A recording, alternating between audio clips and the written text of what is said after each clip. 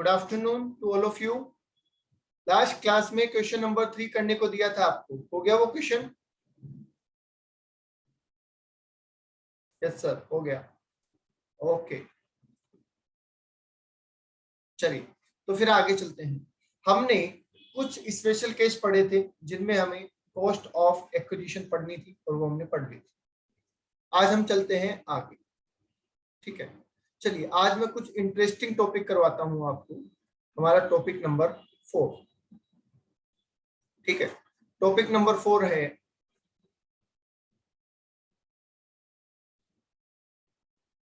Conversion.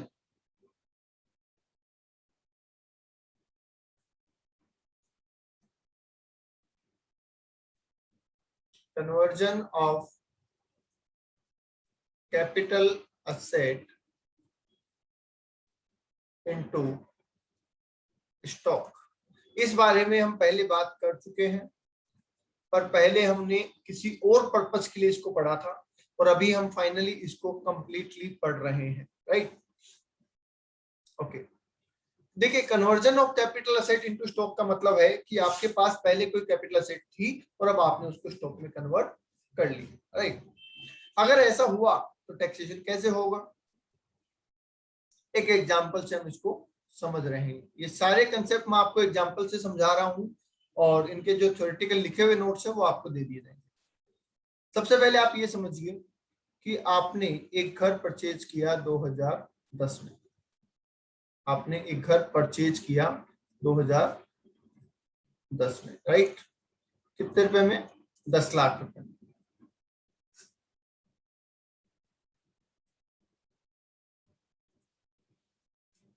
ठीक, आपका काम है, आप बिल्डर हैं, आपका काम घर वगैरह बेचना भी है। तो आपने क्या किया, 2016-17 में इस घर को कन्वर्ट कर लिया एज ए स्टॉक। आपने इसको स्टॉक बना लिया, ठीक है। जिस दिन आपने कन्वर्ट किया उस दिन मार्केट वैल्यू थी इसकी 40 लाख, ओके। बाद में 2020-21 में आपने इस स्टॉक को क्या कर दिया, सोल्ड कर दिया at the rate 95 lakh rupees, right. Okay sir, अब यहां पे सवाल ये आता है कि सबसे पहला सवाल कि जो असेट आप बेच रहे हैं, जो असेट आप बेच रहे हैं वो अभी तो आप स्टॉक के रूप में बेच रहे हैं, तो क्या इस साल कोई कैपिटल गेन होगा? बोलिए, क्या इस साल कोई कैपिटल गेन होगा? नहीं सर, इस साल वैसे तो कैपिटल गेन नहीं होगा। यहाँ पे 2016-17 में आपने कैपिटल असेट को स्टॉक में कन्वर्ट किया था, तो क्या यहाँ कोई कैपिटल गेन हुआ था? यस, यहाँ पे कैपिटल गेन हुआ था। पर प्रॉब्लम ये हो गई थी कि ये कैपिटल गेन तो हमें हुआ था 2016-17 में, पर हमने इस पे टैक्स नहीं दिया। हमने इस पे टैक्स नहीं दिया क्योंकि हमने कहा था कि सब पैसे तो आए नहीं, जब पैसे आएंगे तो टैक्स दे देंगे। और गवर्नमेंट ने भी हमें कहा था कि ठीक है, जब पैसे आए तब टैक्स दे देना। पैसे एक्चुअल में इस वाले ट्रांजैक्शन के भी हमारे पास कब आए? इनडायरेक्टली 2020-21 में, जब हमारा स्टॉक बिका। इसका मतलब इस ट्रांजैक्शन की जो टैक्सेबिलिटी होनी है यहां से यहां तक, क्या वो कैपिटल गेन में होनी है? और यहां से यहां तक जो टैक्सेबिलिटी होनी है वो बीएनपी में होनी है, क्योंकि अब तो बीएनपी के रूप में बिका है। यस, पर ये दोनों ही टैक्सेबिलिटी कौन से ईयर में होगी? 2020-21 में, जब फाइनली पैसा हमें मिला है, राइट। अब 2020-21 में कैलकुलेशन हो रही है, इसका मतलब ये नहीं है कि ये जो पॉइंट है कैपिटल गेन वाला ये यहां से चेंज होके और कहीं चला जाए। पॉइंट तो यही रहेगा ना, कैलकुलेशन तो यही की रहेगी, बस करने का टाइम चेंज हो गया है, राइट। तो हम 2020-21 में दो कैलकुलेशन करेंगे, एक हम कैलकुलेशन करेंगे कैपिटल गेन की और एक हम कैलकुलेशन करेंगे बीएनपी, राइट। ओके, जब हम कैपिटल गेन की कैलकुलेशन कर रहे होंगे, क्योंकि अभी तो हमें कैपिटल गेन पढ़ना है, बीएनपी तो हम पढ़ चुके हैं, जब हम कैपिटल गेन की कैलकुलेशन कर रहे होंगे तो सेल कंसिडरेशन क्या होगा, बताइए सेल कंसिडरेशन क्या होगा?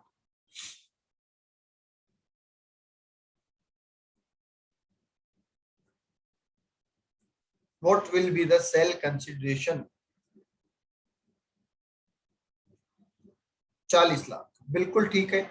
इस दिन की जो मार्केट वैल्यू होगी that will be sale consideration, that will be sale consideration. क्योंकि मैंने आपको कल बताया था कि ऐसा जब ट्रांजेक्शन आ जाता है जिसमें दो हेड इन्वॉल्व है तो हम उसे एक सेंटर वैल्यू से क्या कर देते हैं, डिवाइड कर देते हैं।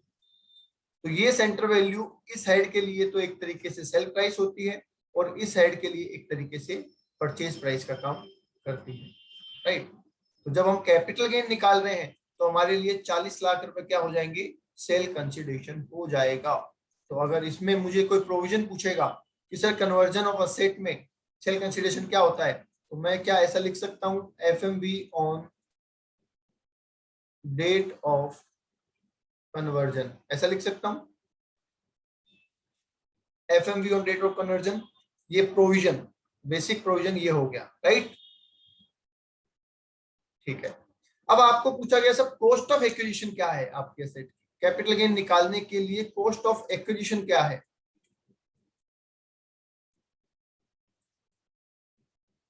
तो बताइए कॉस्ट ऑफ एक्विजिशन क्या है। हमारे एग्जांपल में कॉस्ट ऑफ एक्विजिशन क्या है, 10 लाख रुपए, बिल्कुल 10 लाख रुपए हमारी कॉस्ट होगी, ठीक है। अब ये 10 लाख 2010 में लगे थे, 10-11 में लगे थे, ये ले लीजिए, और कन्वर्जन हुआ 2016-17 में, और वाकई में स्टॉक बिका 2020-21 में। तो मेरा सवाल ये है कि होल्डिंग पीरियड कहां से कहां तक लिया जाएगा, होल्डिंग पीरियड कहां से कहां तक लिया जाएगा, पहले ये डिसाइड करना है कि होल्डिंग पीरियड कहां से कहां तक है, तब जाके पता चलेगा कि ये शॉर्ट टर्म है या लॉन्ग टर्म है, राइट। तो बताइए 10-11 से स्टार्ट होगा, ये तो आपको पता ही है, एंड कहां पे होगा होल्डिंग पीरियड, 16-17 या 20-21,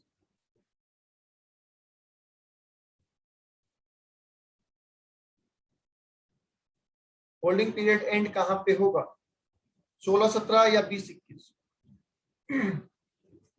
कुछ बच्चे कह रहे हैं 16-17, कुछ बच्चे कह रहे हैं 20-21। Right answer is 16-17, right answer is 16-17। ठीक है, आप भूल गए, आपने कंफ्यूजन क्रिएट कर लिया। कल मैंने आपको दो चीजें बताई थी, एक सेक्शन 47 वाली, ठीक है, और एक ऐसी चीजें जिनमें दो हेड इन्वॉल्व। सेक्शन 47 वाले जो ट्रांजेक्शन है उसमें तो हम ए टू सी चले जाते हैं, बी को भूल जाते हैं, पर जिसमें दो हेड इन्वॉल्व हो उसमें थोड़ी हमें बी को भूलना है।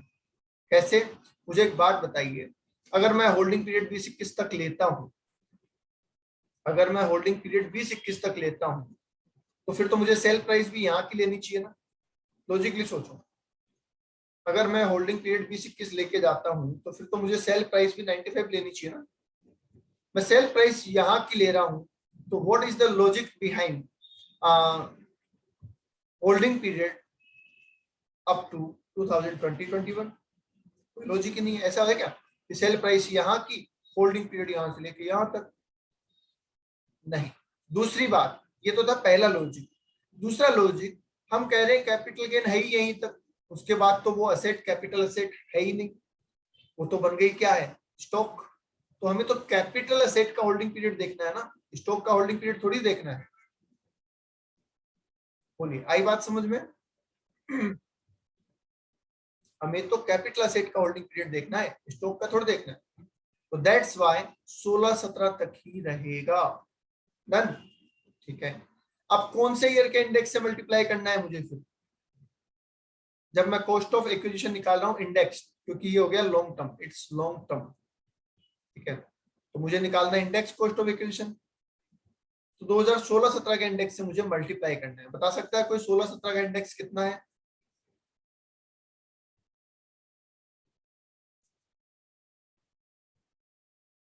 दो हजार 16-17 का इंडेक्स कितना है?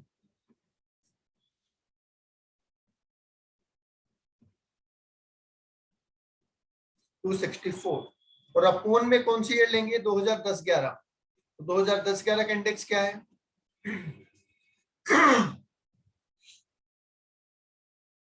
167, बस हो गया काम। तो ये तो आ गया हमारा कैपिटल। तो होल्डिंग पीरियड, क्या मैं ये बोल दूं कि होल्डिंग पीरियड लेना है up to date of conversion, बोलिए क्या मैं ये बोल दूं कि holding period up to date of conversion लेना है? यस, तो बात अपने आप 16-17 पे रह जाएगी। अब ये कैलकुलेशन तो हमने कर ली यहाँ पे इसके अकॉर्डिंग, पर इस इनकम पे टैक्स कौन से ईयर में देना है? इस इनकम पे टैक्स कौन से ईयर में देना है 2021 में, जब हमें पैसा मिलेगा, क्योंकि ये एक्सेप्शन था।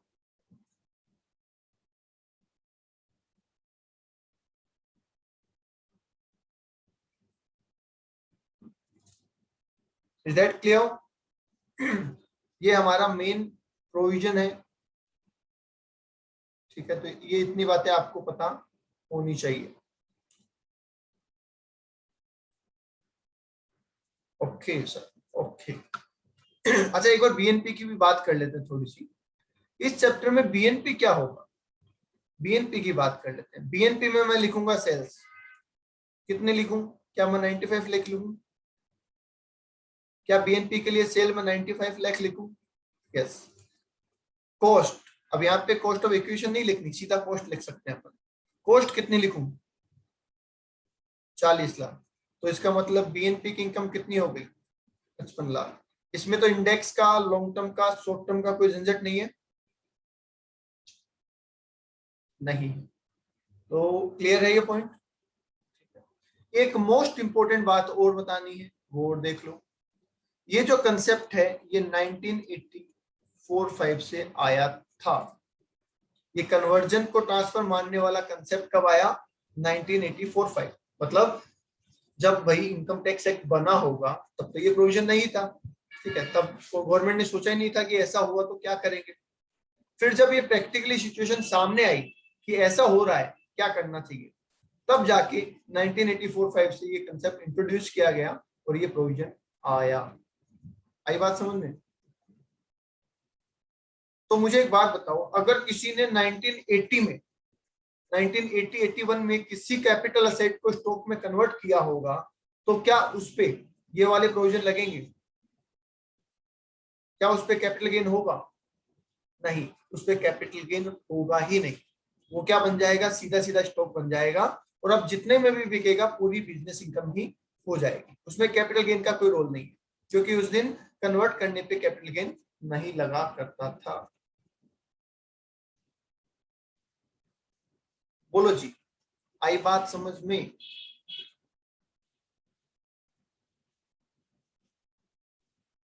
चलो, बीएनपी कंसिडर करेंगे फिर, हाँ उस केस में सीधा बीएनपी कंसिडर करेंगे, क्योंकि उस दिन तो कन्वर्ट करने को कैपिटल गेन में लेते ही नहीं थे, राइट। चलिए, एक और अच्छा इंटरेस्टिंग पॉइंट कर लेते हैं। हाँ, रियल एस्टेट करें? नहीं, चलो दूसरा कर लेते हैं। पहले पहले करवा देते हैं आपको compulsory acquisition by government. Compulsory acquisition by government क्या है सर ये? क्या आपने देखा है कि जब गवर्नमेंट कोई मास्टर प्लान लेके आती है, जब कोई सड़क या कोई बहुत बड़ा प्रोजेक्ट बनना होता है गवर्नमेंट का, तो उसके बीच में जो भी पब्लिक प्रॉपर्टी आती है, ठीक है, उसको गवर्नमेंट कंपल्सरीली एक्वायर कर लेती है, और उसके बदले में उसके मालिक को कॉम्पनसेशन दे देती है, मुआवजा दे देती है, राइट। अब सोचो, गवर्नमेंट एक हाईवे बना रही है, हाईवे में और तो कोई दिक्कत नहीं है, बीच में 4 घर आ रहे हैं किसी के, तो उसके लिए प्रोजेक्ट थोड़ी रोक सकती है गवर्नमेंट। तो गवर्नमेंट उन 4 लोगों को कहेगी कि भैया आपका घर बीच में आ रहा है हमारे प्रोजेक्ट के, तो हमें आपकी जमीन चाहिए। उसके बदले में हम आपको या तो नई जमीन देते हैं, या हम उसके बदले में आपको पैसा देने को तैयार हैं। ओके, क्या आपने ऐसा प्रैक्टिकल केस भी देखा है? क्या आपने ऐसा कोई प्रैक्टिकल केस देखा है?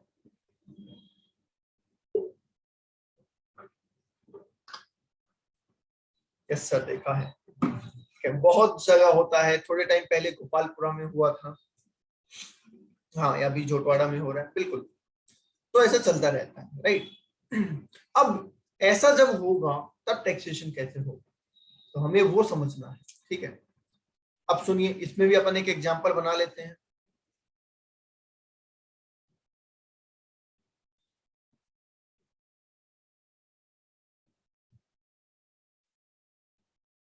राघव ने, किसने? राघव ने 2004-5 के अंदर एक घर बनाया, ठीक है।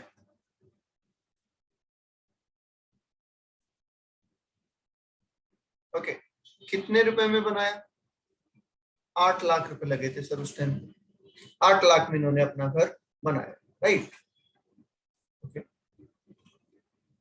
गवर्नमेंट ने एक गवर्नमेंट प्रोजेक्ट लेके आए और उन्होंने यहीं से क्या बनाया?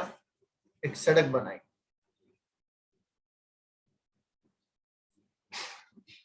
ठीक है। मतलब राघव के घर के ऊपर सड़क फेर दी, पानी की जगह सड़क फेर दी, राइट। और ये काम कब हुआ? ये हुआ 2016-17।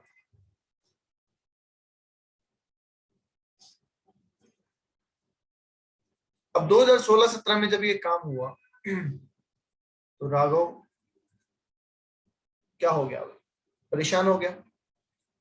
गवर्नमेंट ने राघव को कहा कि देखो, परेशान होने की जरूरत नहीं है, हम आपको कॉम्पनसेशन देने को तैयार है, ठीक है। इन्होंने पूछा क्या दोगे? तो कॉम्पनसेशन गवर्नमेंट ने कहा कि देखो, हम आपको, है ना, इस घर के बदले में 50 लाख रुपए दे देंगे, 50 लाख रुपए दे देंगे, ठीक है। ये कब कहा? 2016-17 में कहा। राघव ने कहा भाई ठीक है, अब क्या कर सकते हैं, तो सॉल्यूशन तो है नहीं। गवर्नमेंट ने ये पेमेंट उनको कुछ इस तरीके से किया, 2020-21 में दिए 10 लाख और 2021-22 में दिए रिमेनिंग 40 लाख, राइट। ओके, जब इनकम टैक्स वाले पहुंचे किसके पास? राघव के पास। तो राघव ने कहा भैया जिस दिन पैसे मिलेंगे तब मैं आपका टैक्स दे पाऊंगा, आज तो मेरे पास पैसा है नहीं। डिपार्टमेंट ने कहा ठीक है, पर जब भी पैसा मिलेगा पहला हक हमारा होगा, मतलब पहले इंस्टॉलमेंट मिलते ही आप हमें टैक्स दोगे, राइट।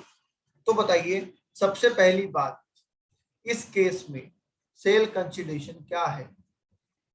सबसे पहली बात, इस क्वेश्चन में सेल कंसिडरेशन क्या है?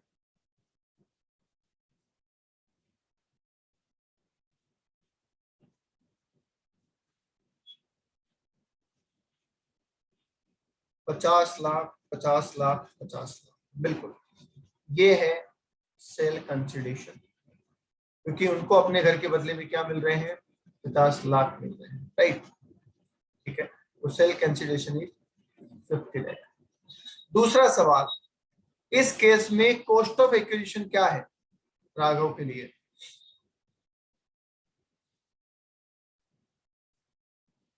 8 लाख, राइट, यस। तीसरी बात, इस केस में होल्डिंग पीरियड कितना लेंगे? 2004-5 से स्टार्टिंग होनी है, ये तो सबको पता है। एंड कहां पे होगा? 2016-17 पे या 2020-21 पे? बोलिए, होल्डिंग पीरियड खत्म कहां पे होगा?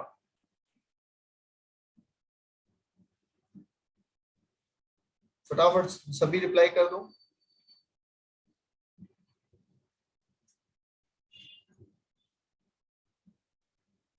बिल्कुल, 2016-17 तक होगा होल्डिंग पीरियड। बेटा बार बार सेम गलती ना करें, गलती एक बार होती है तो अच्छी बात है, पर सेम गलती दोबारा हो तो फिर गलत बात है, ठीक है।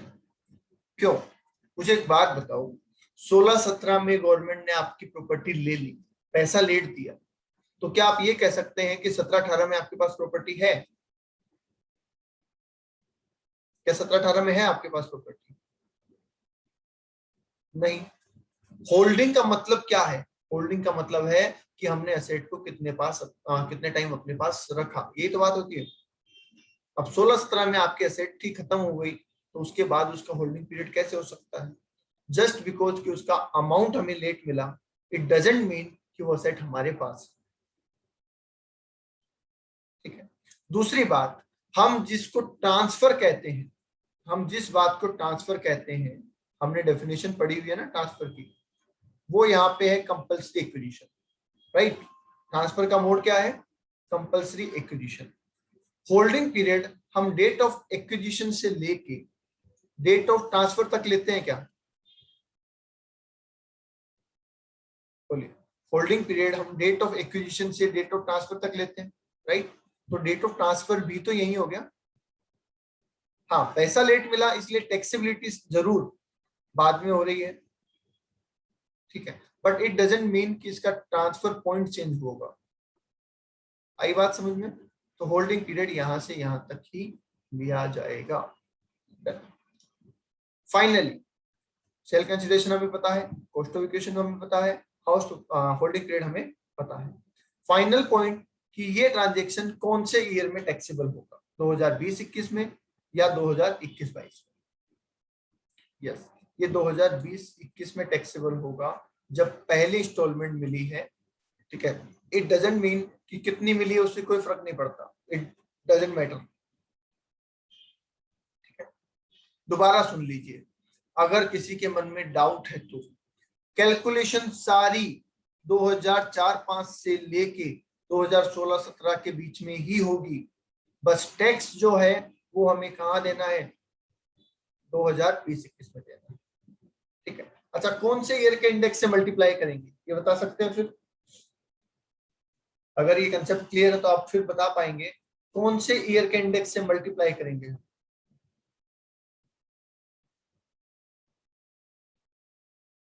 जब हम कॉस्ट को इंडेक्सेशन निकालेंगे तो कौन से ईयर से मल्टीप्लाई करेंगे?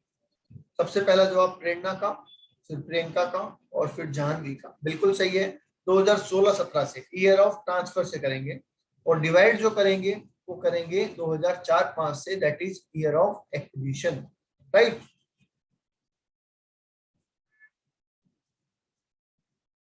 यस, तो इसका मतलब सेल कंसिडरेशन कॉम्पनसेशन हो गया, cost of acquisition actual cost हो गई, holding period up to compulsory acquisition हो गया, राइट, और टैक्सेबल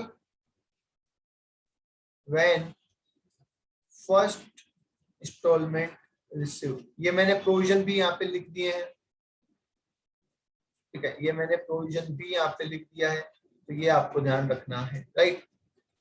ओके, जाह्नवी कह रहे हैं सर पूरे 50 लाख टैक्सेबल 20-21 में होंगे, इंस्टॉलमेंट कितनी भी हो सकती है ना फर्स्ट। यस, दो चीजें बोल रहे हैं जाह्नवी एंड राघव।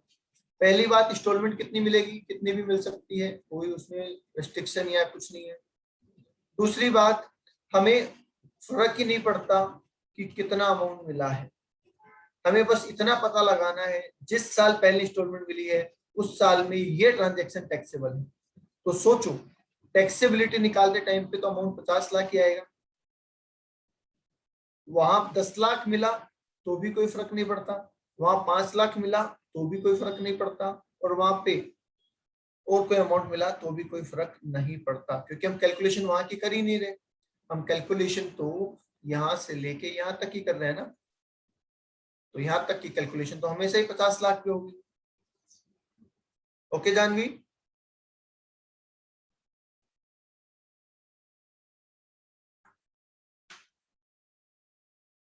ओके, यहां तक क्लियर है सबके माइंड में?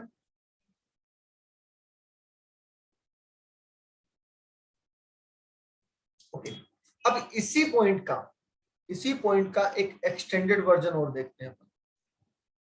राघव कहते हैं कि सब ये तो आपने जो मुझे पैसा दिया ना ये तो कम है, 50 लाख रुपए तो बहुत कम है, मेरे घर की वैल्यू तो बहुत ज्यादा थी, मुझे और पैसा चाहिए। तो राघव कहाँ जाएंगे भैया?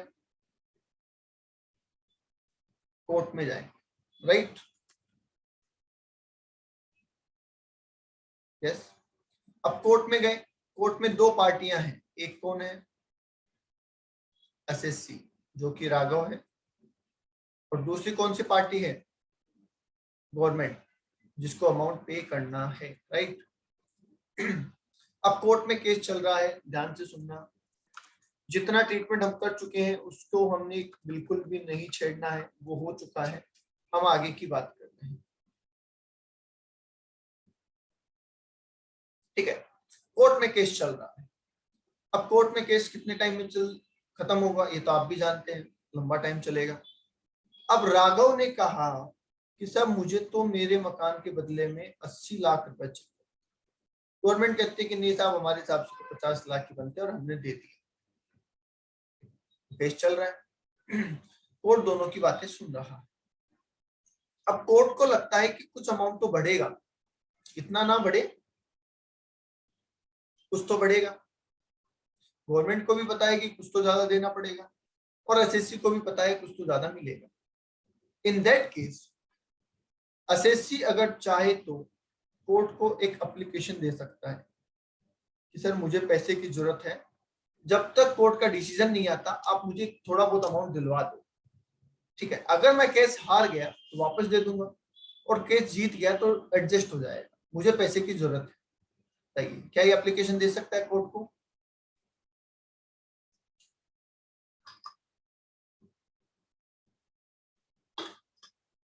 यस, दे सकता है। एप्लीकेशन देने में क्या जा रहा है? अगर कोर्ट को लगेगा कि इनका अमाउंट बढ़ेगा और इन्हें अमाउंट दिलवाने में कोई दिक्कत नहीं है तो कोर्ट दिलवाएगा, वरना कोर्ट मना कर देगा, उसमें क्या दिक्कत है? अब कोर्ट को लगा कि ठीक है, इनकी बात में कोई दिक्कत नहीं है, हम इनको पेमेंट दिलवा सकते हैं, तो कोर्ट एक इंटरिम ऑर्डर पास कर सकता है, जो कि फाइनल नहीं है, एक इंटरिम ऑर्डर है। और उस ऑर्डर में गवर्नमेंट को कहेगा कि आप एक काम करें, राघव को एक बार 2 लाख रुपए का पेमेंट कर दीजिए, राघव को आप 2 लाख रुपए का कॉम्पनसेशन और दे दीजिए।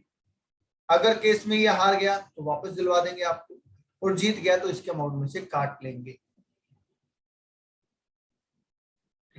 तो इसको नाम क्या हम बोल सकते हैं कि ये इनहांस कॉम्पनसेशन है।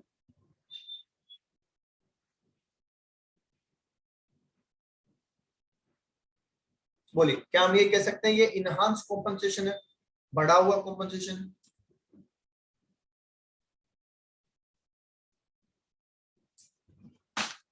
बोलो भाई, क्या ये इनहांस्ड कॉम्पनसेशन है? सर ये तो कंफ्यूजन हो गया, समझ नहीं। क्या कंफ्यूजन हो गया बताओ, क्या चीज कंफ्यूज हो गई? पुरानी कैलकुलेशन को तो छेड़ना ही नहीं है, पुरानी कैलकुलेशन तो हो रखी है। इसमें हमने सिर्फ इतनी सी बात की कि आपको लगता है कि साहब हमें पैसा कम मिला, आप कोर्ट चले गए, कोर्ट में आपने गवर्नमेंट को सामने क्या कर रखा है, ये ब्लेम कर रखा है कि साहब मुझे पैसा गवर्नमेंट ने कम दिया, ठीक है? आप कोर्ट को कहते हैं कि सर केस तो लंबा चलेगा, ठीक है?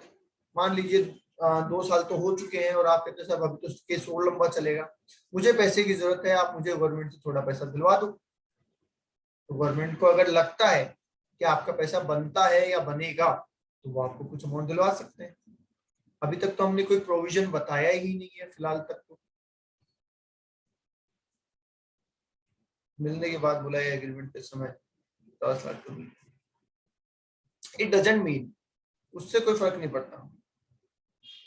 30 लाख में से 2 लाख नहीं, 30 लाख में से नहीं दे रहा, ये तो ये मांग रहा है, मांगने से कोई फर्क नहीं पड़ता। हो सकता है कल को कॉम्पनसेशन 50 लाख ही रहे, हो सकता है कल तो फाइनल कॉम्पनसेशन 60 लाख हो जाए, हो सकता है कल को फाइनल कॉम्पनसेशन 80 लाख हो जाए, उससे कोई फर्क नहीं पड़ता, वो तो सारी चीजें अनसर्टेन। क्लेम इसने कर रखा है कि साहब मुझे 80 मिलना चाहिए था, आपने मुझे 50 दिया, तो 50 तो हो चुका, उसका ट्रीटमेंट भी हो चुका, उससे कोई फर्क नहीं पड़ता। इसने क्लेम एग्रीमेंट कब किया, क्लेम कब किया, वो भी एक अलग चीज है, उससे भी कोई फर्क नहीं पड़ता प्रियंका, ठीक है? ये तो मैंने आपको समझाने के लिए बताया है कि उसने कोर्ट में केस भी कर दिया, ठीक है? अब वो केस कोर्ट में केस पैसा मिलने के बाद किया या पहले किया, उससे कोई फर्क नहीं पड़ता। गवर्नमेंट कोई असेट खरीद थोड़ी रही है कि वो कहेगी कि साहब आप इतने में दोगे तब तो हम आपके सेट लेंगे वरना नहीं लेंगे। गवर्नमेंट को तो लेनी ही है, वो तो कंपल्सरी लेनी है उनको, क्योंकि उनको रिक्वायरमेंट है। समझ गए? बोलो भाई। ओके, तो हम कोर्ट में चले गए। ठीक है, एक्चुअली क्या होता है कि अपन को फाइनेंशियल टर्म से मतलब है। ठीक है, आप थोड़ा जब भी कोई चीज सुनते हैं तो आप उसको इमेजिन करके उसमें चले जाते हैं जुडिशियल सिस्टम में, कि उसने कब बोला होगा, उसने कब ये गवर्नमेंट को बोला होगा, फिर वो कोर्ट कब गया होगा, आप उनमें चले जाते हैं। ठीक है, हमें सिर्फ इतनी बात करनी है कि जब जब उसको पैसा मिला उस पैसे पे टैक्स लगेगा या नहीं लगेगा। तो जब तक पैसे की बात ना आए तब तक आपका कोई रोल नहीं। समझ गए? ठीक है, तो इन्होंने कोर्ट को कहा कि सर मुझे पैसे की जरूरत है। कोर्ट ने कहा कि अच्छा ठीक है, हम आपको कुछ अमाउंट दिलवा रहे हैं, अगर आप केस जीत गए तो रख लेना, अगर आप केस हार गए तो लौटा दो। उन्होंने कहा ठीक है। ये पैसा इनको कब दिलवाया? 2022-2023 के अंदर दिलवाया। ठीक है, अभी भी केस चल रहा था। फाइनली 2024-25 में कोर्ट ने फाइनल ऑर्डर पास किया। कोर्ट ने क्या ऑर्डर पास किया? फाइनल ऑर्डर पास किया। और कोर्ट ने कहा कि 60 लाख रुपए का कॉम्पनसेशन हम फाइनल करते हैं। 60 लाख रुपए का कॉम्पनसेशन हम फाइनल करते हैं। ठीक है, जिसमें से 50 लाख तो ऑलरेडी दे चुके हैं, 2 लाख रुपए यहां दे चुके हैं, तो इसका मतलब 8 लाख रुपए गवर्नमेंट और पे करेगी किसको? एसएससी को। बोलिए, यही समझ में आई बात?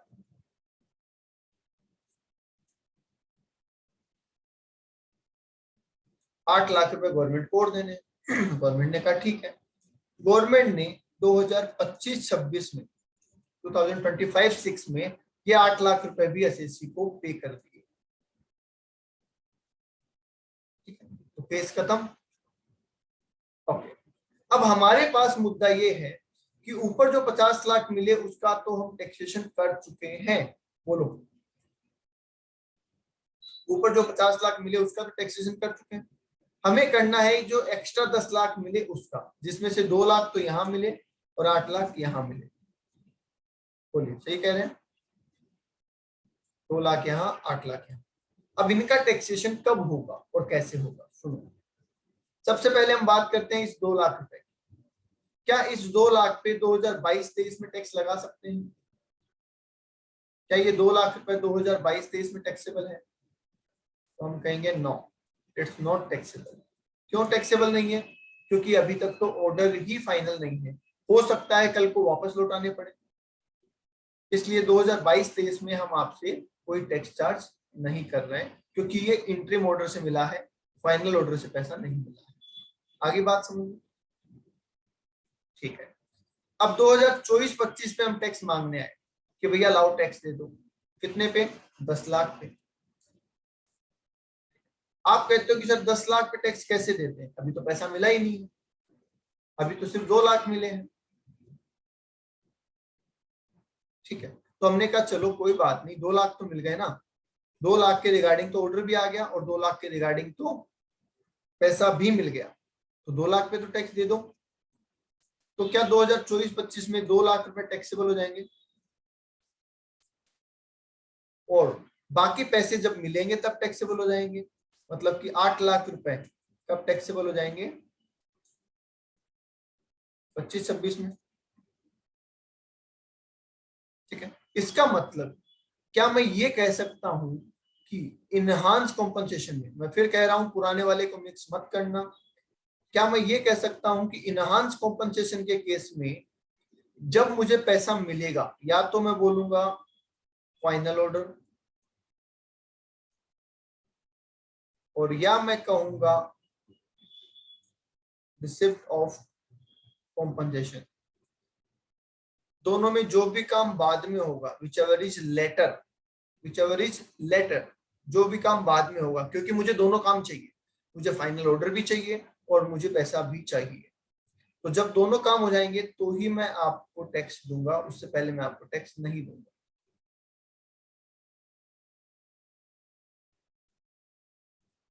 मैंने फिर कहा प्रियंका, फर्स्ट इंस्टॉलमेंट वाला कंसेप्ट यहाँ पे मत लगाओ, वो बिल्कुल अलग है। यानी मैं बार बार कहे जा रहा हूँ, ऊपर वाला कंसेप्ट यहाँ पे फिक्स मत करो। That concept is for original compensation, not for enhance compensation. ठीक है, दोनों सिचुएशन में फर्क हो चुका है।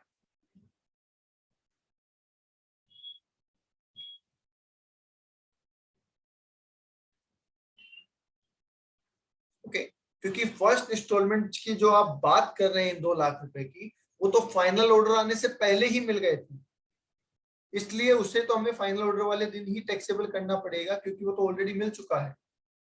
बाकी पैसा तो बाद में मिला है। ओके, तो मैं दोबारा कह देता हूं, सुन लो। जब हम इनहांस कॉम्पनसेशन का टैक्सेशन कर रहे होंगे तो हमें वो वाला कंसेप्ट नहीं लगाना है, हमें क्या लगाना है? फाइनल ऑर्डर और receipt of compensation, whichever is later, जो भी काम बाद में हो। तो मुझे बताओ, 2 लाख रुपए मिले कब? 22-23 में। फाइनल ऑर्डर कब आया? 24-25 में। तो अगर मैं 2 लाख के लिए बात करूं तो इन दोनों में से बाद में क्या है? Whichever is later, 24-25। तो इसलिए 2 लाख रुपए मैं किसमें टैक्सेबल कर रहा हूँ? 24-25 में टैक्सेबल कर रहा हूँ, राइट। सिमिलरली अगर मैं 8 लाख के लिए बात करूं तो ऑर्डर आया 24-25 में, जबकि पैसे मिले 25-26 में। तो विच एवर इज लेटर, बाद में क्या हुआ? 25-26। तो ये 8 लाख रुपए मैं टैक्सेबल कब करूंगा? 25-26 में करूंगा।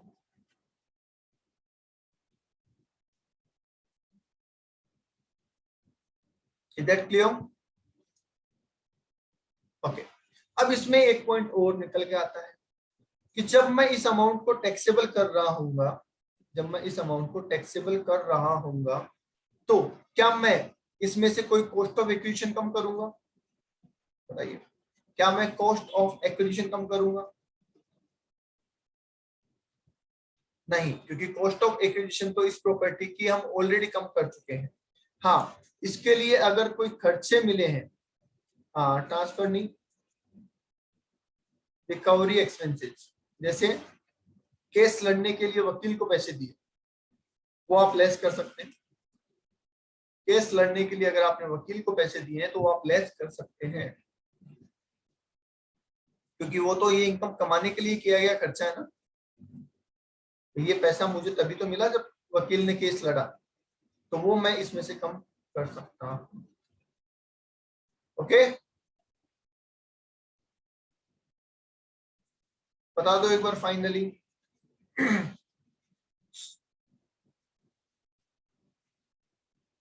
यस, तो आज का लास्ट पॉइंट, आज का ये तो क्लियर है, ठीक है। अच्छा, आज का लास्ट पॉइंट, ये पैसा जो हमें लेट मिल रहा है गवर्नमेंट की तरफ से, मतलब जो 16-17 में मिलना चाहिए था वो तो 20-21 में मिल रहा है, 21-22 में मिल रहा है। जो 24-25 में मिलना चाहिए था वो 25-26 में मिल रहा है। तो क्या इस पैसे पे हमें इंटरेस्ट भी मिलेगा गवर्नमेंट की तरफ से? क्या हमें इंटरेस्ट भी मिलेगा? इंटरेस्ट ऑन कॉम्पनसेशन और इनहांस कॉम्पनसेशन। बोलो, क्या इस पैसे पे हमें इंटरेस्ट भी मिलेगा? जब ये पैसा हमें लेट मिलेगा, जिस दिन गवर्नमेंट को देना चाहिए था गवर्नमेंट ने हमें लेट दिया, तो हमें विथ इंटरेस्ट देगी अमाउंट? यस, तो हमें इंटरेस्ट ऑन कॉम्पनसेशन मिल सकता है या इंटरेस्ट ऑन इनहांस कॉम्पनसेशन भी मिल सकता है। ठीक है, इस इंटरेस्ट का हम क्या करेंगे? क्या ये भी कैपिटल गेन में जाएगा?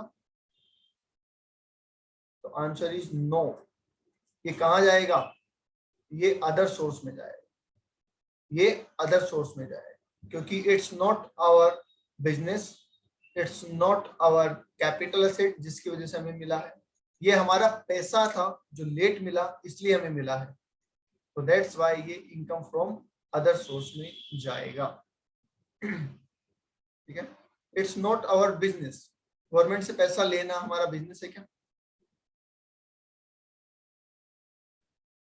टाइम पीरियड क्या होगा? जिस दिन गवर्नमेंट का पैसा ड्यू होता है और जिस दिन गवर्नमेंट देती है वो टाइम होता है, उससे कोई फर्क नहीं पड़ता बेटा। आप फिर टेक्निकल चीजों में चले गए। गवर्नमेंट कब तक का इंटरेस्ट देगी, ठीक है, वो सारे सिविल लॉ का पार्ट है। कंपल्सरी लैंड एक्विजिशन जो एक्ट बना हुआ है ना, वो उसका पार्ट है कि उन्होंने कुछ टाइम रखा हुआ रहता है। उनको पता है कि 90 डेज का तो हमारा टाइम होता है, तो 90 डेज तक तो हम इंटरेस्ट नहीं देंगे, उसके बाद हम इंटरेस्ट, वो लैंड एक्विजिशन रूल्स में आ गया, ठीक है। हमें उसमें नहीं जाना है। मैं फिर कह रहा हूँ, हमें सिविल लॉ में, कॉन्स्टिट्यूशन में और या फिर लैंड एक्विजिशन एक्ट में, उन एक्ट में नहीं जाना है। हमें सिर्फ फाइनेंशियल टर्म में जाना है। वो चाहे किसी भी टर्म का इंटरेस्ट दे हमें, वो चाहे किसी 3 महीने का दे, वो चाहे 8 महीने का दे, चाहे वो 8 साल का दे, जो भी इंटरेस्ट वहां से मिलेगा वो हमारे कौन से हेड में जाएगा? अदर सोर्स में जाएगा। कौन से ईयर में जाएगा? जिस ईयर मिलेगा, दैट्स इट। ओके, हाँ पूछो, माइक ऑन करके। राघव क्या पूछ रहे हो?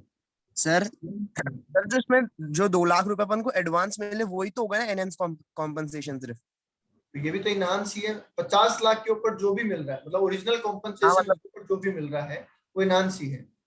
अच्छा मतलब 8 lakhs को भी ना एनहांस कॉम्पनसेशन ही बोलेंगे? बिल्कुल, क्योंकि 50 के ऊपर इनहांस का मतलब क्या हो गया कि जो ओरिजिनली डिसाइड हुआ था उससे ज्यादा मिला। अब वो चाहे 2 लाख मिला और 8 लाख मिला, है तो इनहांस। Okay sir. और सर जैसे ना 8 लाख रुपीज अपन को मिले ना बाद में, तो उसमें से अपन एक्सपेंसेस लेस करेंगे तो वो पूरा कैपिटल गेन आ जाएगा फिर, है ना? यस डेफिनेटली, बिल्कुल। Okay sir. और बताइए, और किसी का कोई डाउट? अगर कोर्ट को लगेगा कि इनहांस होना चाहिए तो एडवांस देगी ना? नहीं नहीं नहीं नहीं, it's not like that. Court को लगेगा कि अगर इनहांस होना चाहिए तो कोर्ट खुद नहीं बोलेगी कि भैया ठीक है आपका बढ़ेगा तो सही, आप थोड़ा तो ले लो। नहीं, ये तो एक एक्सेप्शनल केस है जब आपने गवर्नमेंट को कहा कि सर मेरे घर में प्रॉब्लम है, मुझे पैसे की रिक्वायरमेंट है। तो जब तक केस नहीं आ जाता आप मुझे कुछ पैसे दे सकते हैं क्या? आप रिक्वेस्ट करेंगे कोर्ट से। अगर कोर्ट आपके रिक्वेस्ट एक्सेप्ट करने की कंडीशन में है, उनको लगता है कि ठीक है दे सकते हैं, तो वो देगी। ऐसा नहीं है कि उनको लग रहा है तो वो दे देगी, फिर तो वो फाइनल ऑर्डर ही पास कर देगी। अगर उनको ये पता होगा ना कोर्ट को कि कितना पैसा दे सकते हैं, तो फिर तो वो फाइनल ऑर्डर ही पास कर देगी। बट वो ऐसा नहीं करेगी। अगर रिफंड करेंगे तो कुछ नहीं होगा ना ट्रीटमेंट, नहीं, क्योंकि हमने पहले टैक्सेबल किया ही नहीं, इसीलिए तो टैक्सेबल नहीं किया, ताकि अगर हमें ये अमाउंट रिफंड करना पड़े तो हमें कोई टैक्सेशन दोबारा नहीं करना पड़े। कैलकुलेशन 2025-26 में होनी चाहिए ना। देखिए 2 लाख की कैलकुलेशन तो 24-25 में हो जाएगी और 8 लाख की कैलकुलेशन 25-26 में होगी, ठीक है। और इनहांस नहीं हुआ तो नहीं हुआ तो नहीं हुआ। तो आप 50 लाख ले चुके हो, आप 50 लाख पे टैक्सेशन भी कर चुके हो। अब अगर गवर्नमेंट कोर्ट मना कर देता है कि नहीं भैया 50 लाख ही है, आपका कॉम्पनसेशन नहीं बढ़ेगा, तो नहीं बढ़ेगा तो नहीं बढ़ेगा। जब तक पैसे का लेन देन नहीं हो, क्या टैक्स लगाने की बारी आती है या नहीं आती? नहीं, बस प्रेरणा करें सर अगर ये 50 लाख ही रहता है तो जो इनहांस कॉम्पनसेशन से मिला है वो रिटर्न होगा। हाँ,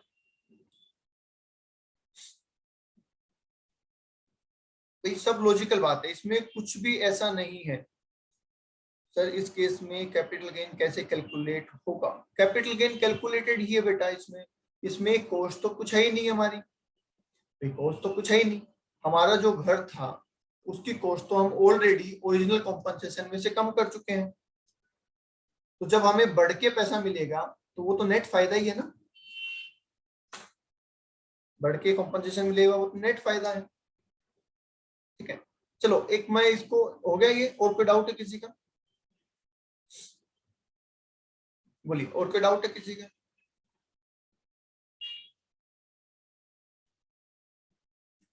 नहीं है, चलो। अब मैं एक और एग्जांपल लेता हूं, अपन देखते हैं कि क्या हम उससे इसको और बेटर समझ सकते हैं।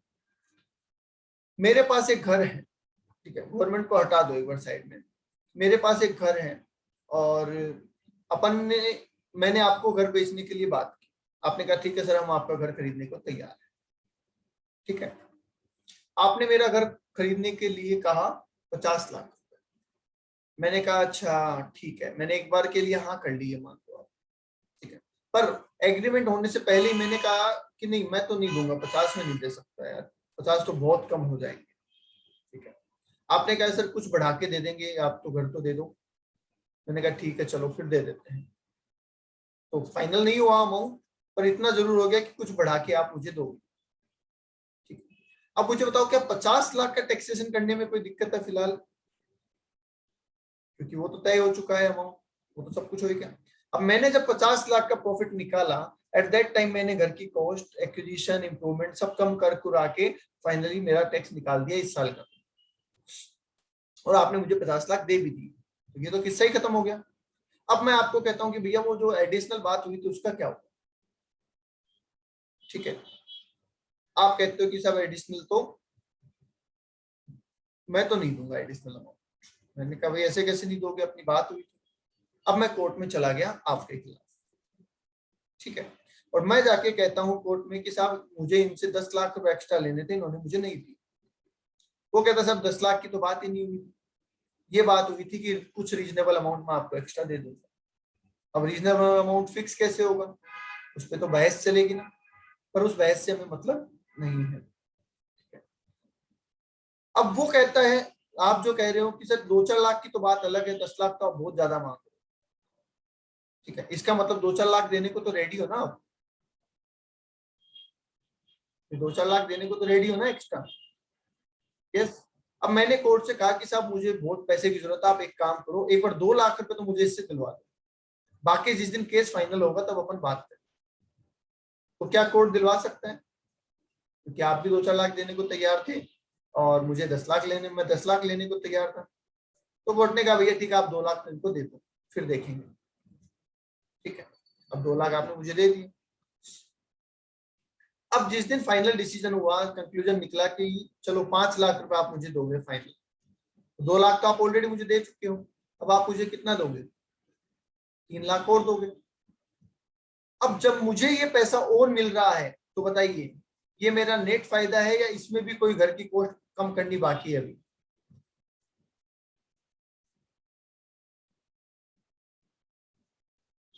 ये तो नेट फायदा ही है, क्योंकि सारी चीजें तो मैं तो ऑलरेडी लेस कर ही चुका हूं, समझ गए। तो बस इसी तरीके से सारा सिस्टम है, ठीक है। अब मैंने आपको कहा कि साहब आपने मेरे को पैसा देने में लेट कर दिया, आपने मुझे पैसा करने देने में लेट कर दिया, तो मैं आपसे ब्याज भी लूंगा, तो वो ब्याज भी लूंगा और वो जाएगा अदर सोर्स में।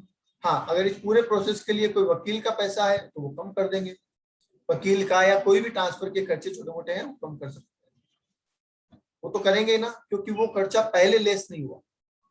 तो अगर मैंने इस काम के लिए, इस केस के लिए एडवोकेट को या लीगल डॉक्यूमेंट के लिए कुछ पैसे खर्च किए हैं, तो क्या उन खर्चों को मैंने पहले क्लेम कर लिया था, नहीं, तो अब तो करूंगा मैं तो उनको क्लेम, ओके। चलिए फिर आज के लिए इतना ही, थैंक यू। आई होप आपके ये दोनों पॉइंट आराम से समझ में आ गए होंगे, एक बार फिर आराम से देख लेना, कोई डाउट आए तो पूछ लेना, थैंक यू।